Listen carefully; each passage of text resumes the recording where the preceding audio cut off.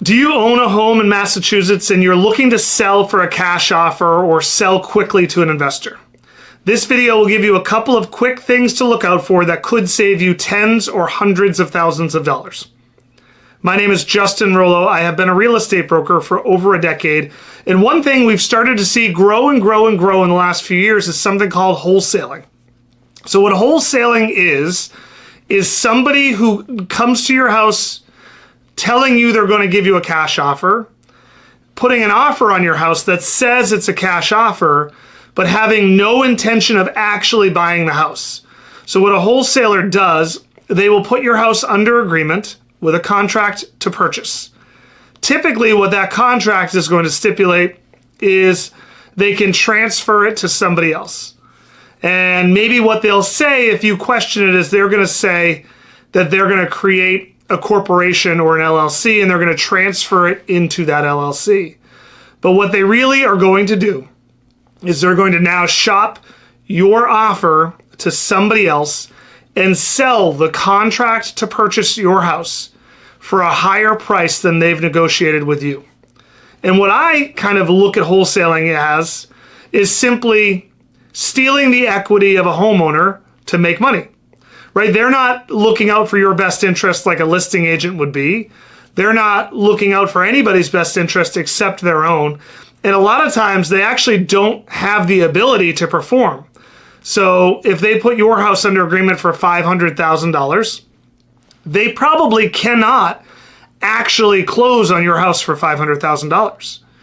So wholesaling to me is something that every homeowner who's looking to sell their house fast should be looking out for, because really it is somebody else making money off of your house that is not you.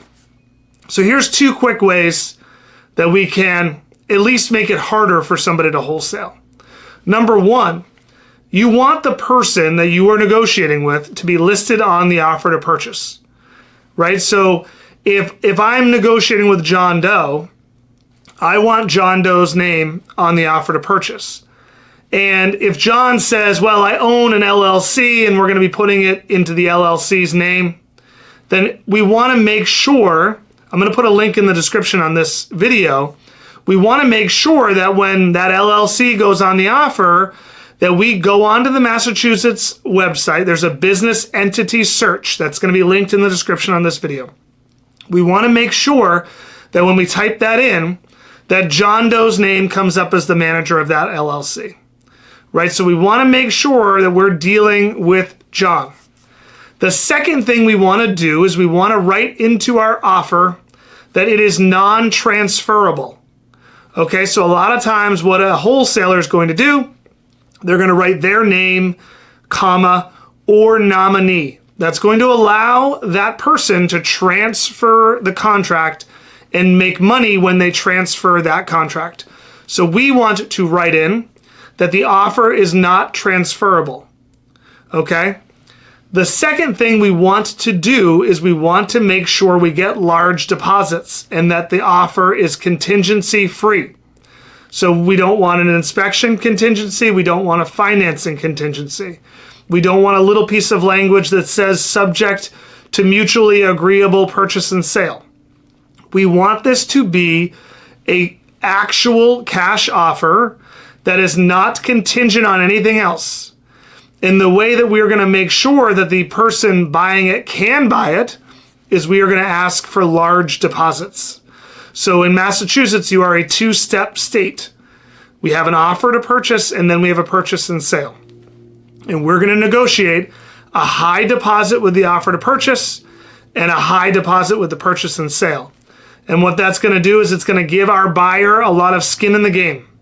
So it's going to make sure that they have the money available to purchase our house, because we're going to ask for a lot of that to go as a deposit with the offer and a lot of it to go as a deposit with the purchase and sale.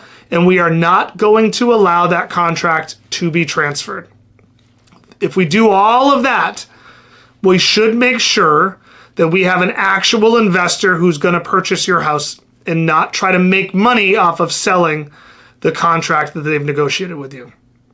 The second thing you should always do when you're trying to sell your house as a cash offer, or you're trying to sell it to an investor, is to know all of your options. So I'm a real estate broker. I'm also an investor. And what we typically do is we will give you a cash offer from a couple of different people. We will give you the list price if you sell it traditionally and what your net would be. And then we're going to give you a couple of other options. One would be what you could sell your house for after renovation. And then we also have programs that will pay for that renovation up front. And something called a cash plus offer, which will be money up front, and then the investor will go through and renovate the project, and then you get a portion of the upside when they resell it. So as a seller of a property in Massachusetts that's looking for a cash offer, or looking to sell to an investor, or wanting a quick and easy transaction, you still need to know what you're doing, because if you don't, you can leave hundreds of thousands of dollars or tens of thousands of dollars on the table. If you want to know what all of your options are, we're going to leave a link in the video. But be educated about wholesaling, be educated about what that is, and protect yourself and protect your home's equity. Till next time, guys, I'm Justin Rollo with Signal Real Estate. Thanks again.